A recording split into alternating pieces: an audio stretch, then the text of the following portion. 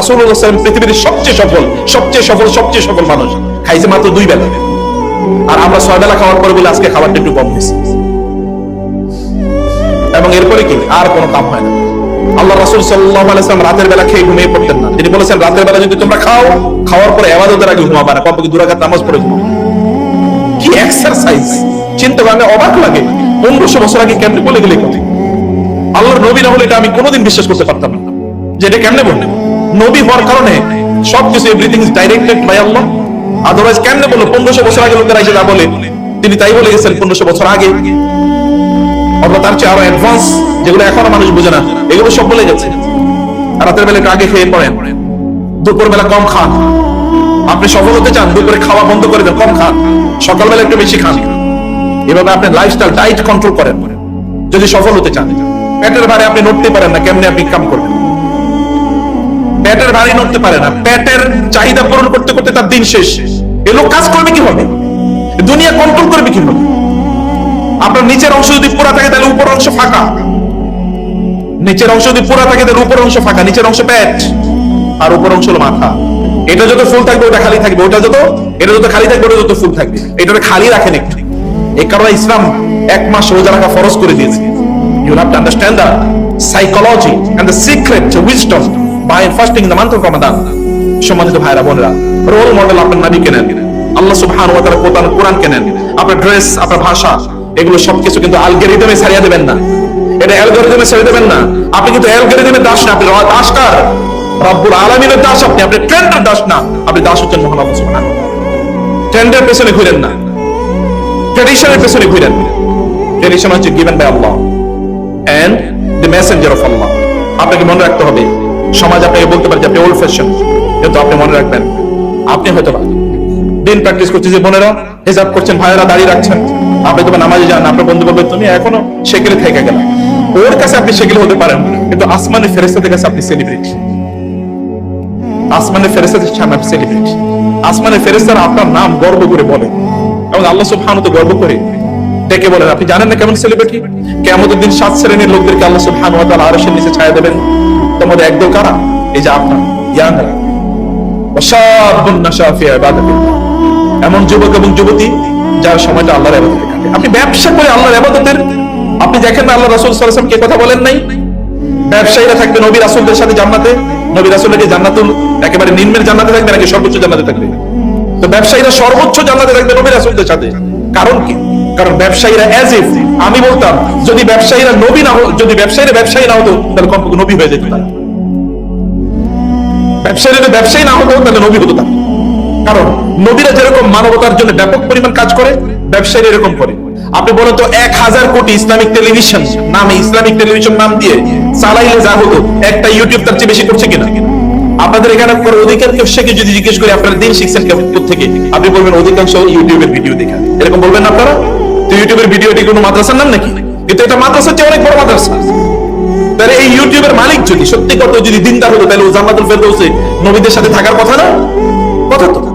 আপনাদেরকে এরকম প্যারালাল জায়গা, নবী রাসূলদের মতো সাথে থাকার মতো একটা জায়গা কিন্তু আপনাদের আছে। আমি সেই জায়গায় বলছি যে আপনারা আল্লাহ সুবহানাহু ওয়া তাআলা বান্দা আপনারা হয়ে গেলেই কেবলমাত্র যেই, আমি কিন্তু 4টা মানে হাঙ্গার কথা বলেছি। একটা হচ্ছে মিনিং, দুটো হচ্ছে বিলঙ্গিং, লাভ এন্ড বিলঙ্গিং, 3 নম্বর কি বলেছি? ফ্রিডম এন্ড ডিগনিটি, এবং 4 নম্বর যেটা বলছি হচ্ছে কন্ট্রিবিউশন, গ্রেটনেস এন্ড কন্ট্রিবিউশন। আপনি কি বড় কি করছেন সমাজের জন্য, আপনি কি করছেন? আপনি কোরআন ওই আয়াতটি সূরা বাকারার আয়াতটি পড়েন নাই, যেখানে আল্লাহ সুবহানাহু ওয়া তাআলা বলছেন কুনতুম খায়রা উম্মাতিন উখরিজাত লিন-নাস, তোমরা শ্রেষ্ঠতম জাতি হতে পারবা যদি তোমরা মানুষের সেবা করো। শ্রেষ্ঠতম জাতি হতে পারবো কখন? যদি না মানুষের সেবা করো। আচ্ছা, আপনি অনেক বড় বিজনেস হন, তাতে কোনো সমস্যা নেই। আপনি অনেক বড় ফেমাস ডাক্তার হন, তাতে কোনো সমস্যা নাই। আপনি অনেক বড় স্কলার হন, তাতে কোনো সমস্যা নেই। অনেক বড় ইনফ্লুয়েন্সার হন, অনেক বড় মডেল হন, আমার কথা কোনো সমস্যা নেই। যাই আপনি করতে চান, কিন্তু আপনি মনে রাখবেন আপনাকে সমাজের জন্য কাজ করতে হবে। এছাড়া আপনি কোনোদিন বড় হতে পারবেন না, শ্রেষ্ঠ হতে পারবেন না, আপনি সফল হতে পারবেন না। আপনার গ্রেটনেস ততটুকুই যতটুকু আপনি মানুষের জন্য করছেন। আপনার গ্রেটনেস ততটুকুই যতটুকু আপনি মানুষের জন্য করছেন, এবং আপনার গ্রেটনেস ততটুকুই যতটুকু আপনি মানবতার কল্যাণে ব্যয় করছেন। ওই ডাক্তারের চেয়ে উত্তম কে, যে দিনের তার সপ্তাহের একটা দিন গ্রামের মানুষের জন্য বরাদ্দ করে রেখেছে? ওই ইঞ্জিনিয়ার চেয়ে ভালো কে? ওই ইঞ্জিনিয়ার চেয়ে বড় কন্ট্রিবিউশন কার, যে বলেছে মসজিদের যত প্রজেক্ট আসবে আমি সব ফ্রি করে দেব। আপনি ইঞ্জিনিয়ারকে কোথায় রাখতে চান? এই ইঞ্জিনিয়ারকে নিয়ে ফেরেশতা তো সেলিব্রেট করবে। আপনি ওই ব্যবসায়ীকে কোথায় রাখবেন যে ব্যবসায়ী বলে যে আমার ব্যবসার প্রফিটের, এই যে আপনাদেরকে বলছি, আপনারা সিদ্ধান্ত নেন আপনার প্রফিটের 5 থেকে 10% আপনি আল্লাহর রাস্তায় দান করবেন। একেবারে মার্সিলেস কাট, প্রথম থেকে সিদ্ধান্ত নিয়েছেন, প্রথম থেকে করেন, কইরা দেখেন এরপরে কি হয়। আপনার রব বলেছেন মাসালুল্লাযিনা ইউনফিকুনা আমওয়ালাহুম ফি সাবিলিল্লাহি কামাসালি হাববাতিন আনবাতাত সাবআ সানাবিলা ফি কুল্লি সুমবুলাতিন মিয়াতু হাব্বা ওয়াল্লাহু ইউদাইফু লিমান ইয়াশা। যারা আল্লাহর রাস্তায় দান করে এদের অবস্থা হলো একটা বীজের মতো। একজন কৃষক যে বীজ বপন করেছে জমিনে, ওই বীজ থেকে 7টা শীষ হয়, প্রত্যেকটা শীষে 100টা করে বীজ আছে। একটা বীজ থেকে সর্বশেষ কয়টা হলো? 700 বীজ হলো, একটা থেকে 700। এরা যারা আল্লাহর রাস্তায় দান করে তাদের উদাহরণ।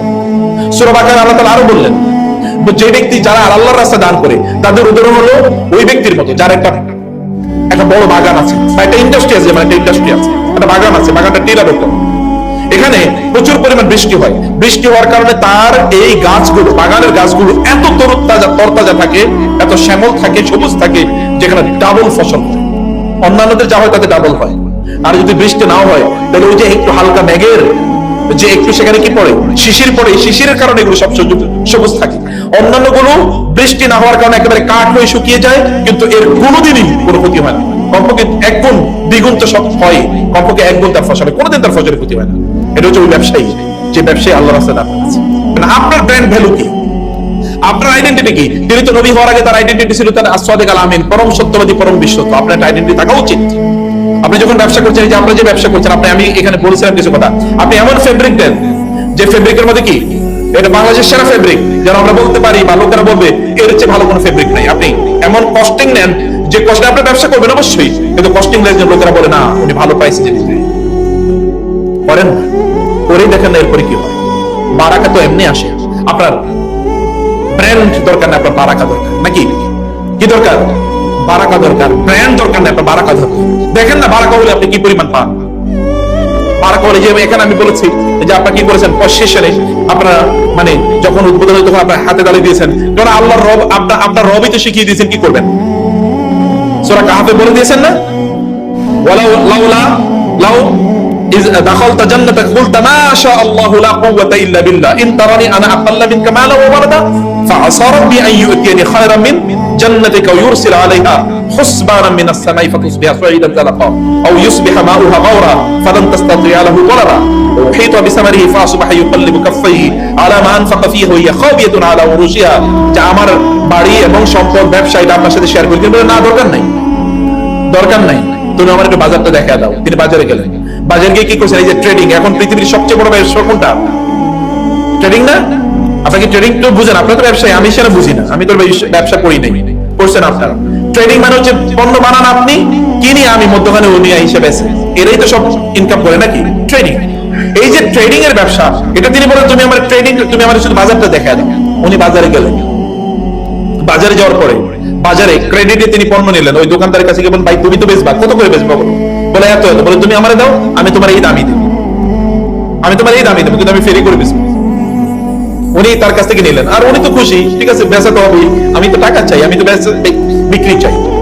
অতএব তিনি এটা নিয়ে গেলেন, নিয়ে তারপরে ফেরি করে বিক্রি করলেন।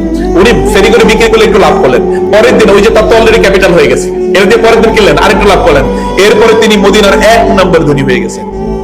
আমরা বলি জিরো থেকে হিরো, জিরো থেকে you can become, there are examples. Zero থেকে হিরো, কিন্তু এফর্ট নিতে হবে, উদ্যোগ নিতে হবে, আপনাকে কাজ করতে হবে। সালমান আল ফারিসি মানে আব্দুর রহমান আউফ রাদিয়াল্লাহু তাআলা আনহু এর মতো আপনাকে অবশ্যই করতে হবে। এই কারণে আমরা বলছি হালাল ট্রেড করেন, যে ট্রেডের মধ্যে হালাল আছে এটাকে আপনি করেন। আপনার বিজনেস প্রকল্পটা কেবলমাত্র বিজনেস প্রকল্প না থাকুক, এটা একটা জান্নাতি প্রকল্প হয়ে যাক, এবং দেখেন না আপনি বারাকা কিভাবে পাবেন। তখন এটা দেখবেন চেঞ্জ, স্টাইলই পুরোটা চেঞ্জ হয়ে যাবে, যে আমি এরকম ভাবে এটাকে করতে চাই। আপনারা যারা স্টুডেন্ট আছেন, এখানে যারা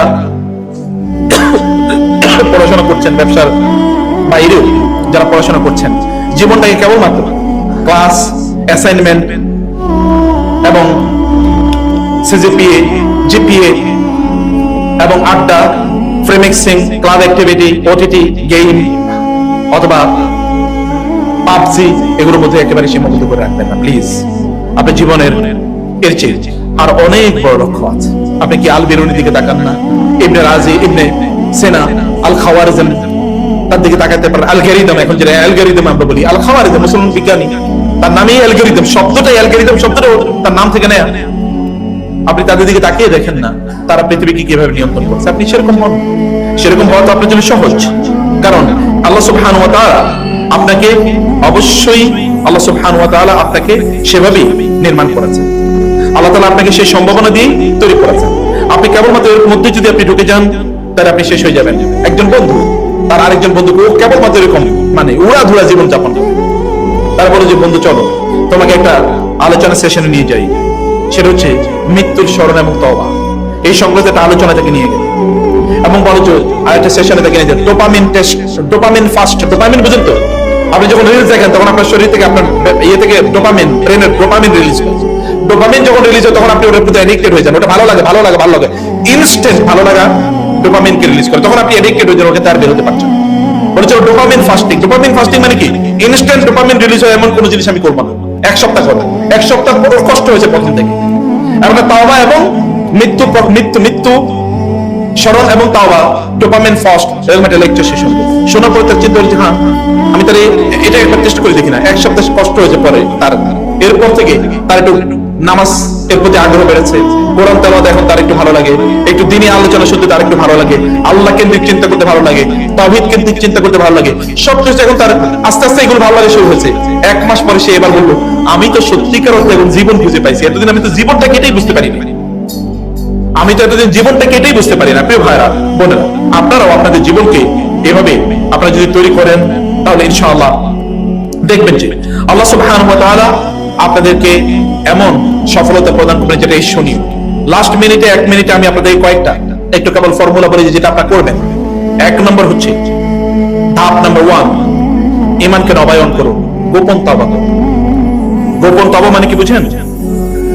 রাতের অন্ধকারে রুমের লাইট বন্ধ করেন, দরজা বন্ধ করেন, ফোনগুলোকে সাইলেন্ট করেন, ইন্টারনেট বন্ধ করে দেন এবং 2 রাকাত নামাজ পড়ুন।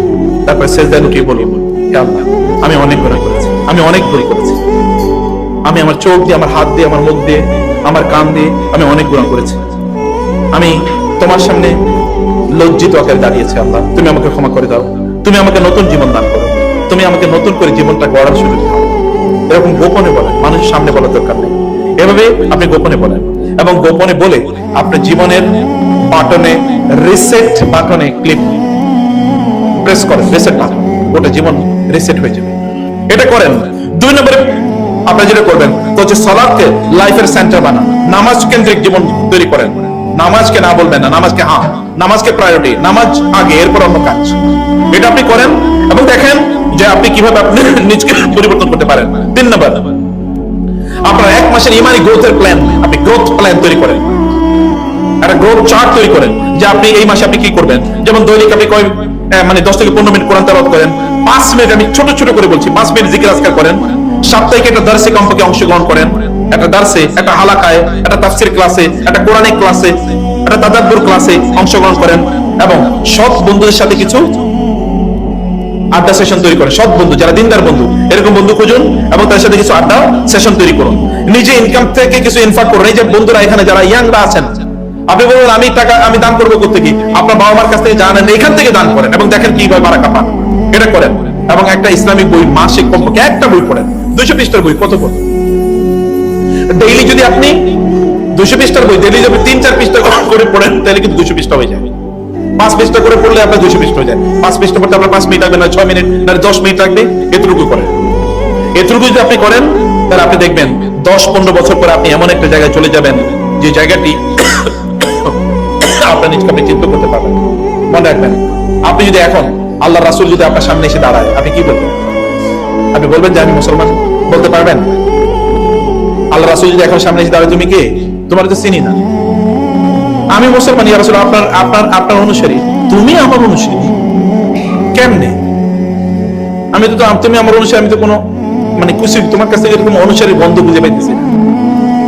হবে কিনা এরকম? আমরা কার অনুসারী, রাসূলের নাকি শয়তানের? এটা চিন্তা করা দরকার। জাযাকুমুল্লাহ খায়র, থ্যাংক ইউ ভেরি মাচ।